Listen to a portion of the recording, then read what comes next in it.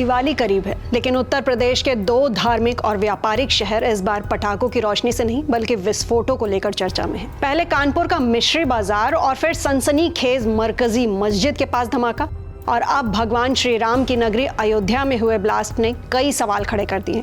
तो चलिए फिलहाल सबसे पहले बात करते हैं अयोध्या ब्लास्ट की और दिखाते हैं आपको वो तस्वीरें जो वाकई आपके रोंगटे खड़े कर देंगी। तो सोचिए क्या होगा माहौल जहां त्योहार से पहले एक ही परिवार के 5 लोगों की मौत हो जाए।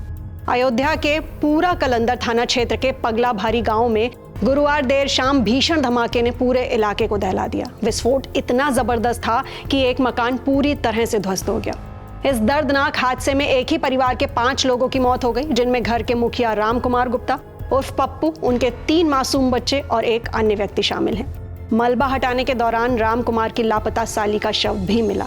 ब्लास्ट के कारणों की बात करें तो पुलिस ने शुरुआती तौर पर इस हादसे को सिलेंडर या कुकर ब्लास्ट बताया था, लेकिन अभी इसके दूसरे एंगल से भी जांच हो रही है, क्योंकि दिवाली से पहले इसे कहीं ना कहीं कानपुर में हुए ब्लास्ट से भी जोड़कर दूसरा ब्लास्ट माना जा रहा है। वहीं स्थानीय लोगों का दावा है कि मृतक राम कुमार गुप्ता पटाखों का अवैध कारोबार करता था।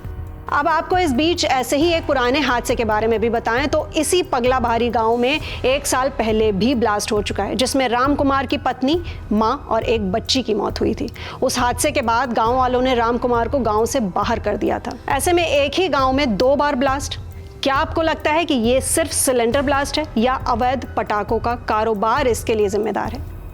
अब आते हैं कानपुर ब्लास्ट पर, जिसमें 26 लोग अभी तक हिरासत में लिए जा चुके हैं और पुलिस का नया दावा सामने आया है। तो कानपुर के मेस्टन रोड के मिश्री बाजार में बुधवार शाम विस्फोट में भी बड़ा हड़कंप मचाया।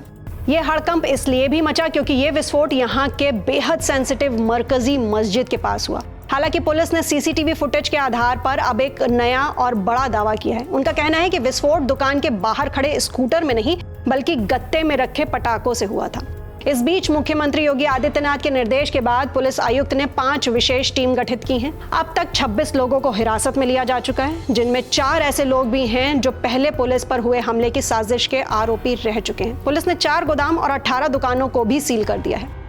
दोनों धमाकों का पटाखा कनेक्शन समझते हैं। अब तो कानपुर में पुलिस ने पटाखों का कनेक्शन एक्सेप्ट किया है और अयोध्या में स्थानीय लोगों का यही दावा है। ऐसे में दोनों ही मामलों में पटाखों के अवैध कारोबार या इसके स्टोरेज का एंगल सामने आ रहा है। तो अयोध्या में तो रेस्क्यू ऑपरेशन के दौरान एक बार फिर ब्लास्ट हो गया, जिसमें एक अकाउंटेंट भी घायल हो गया।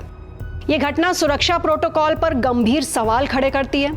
अयोध्या में मकान की बुनियाद को अब बम निरोधक दस्ते की निगरानी में खोदा जा रहा है ताकि विस्फोट के सही कारण का पता चल सके।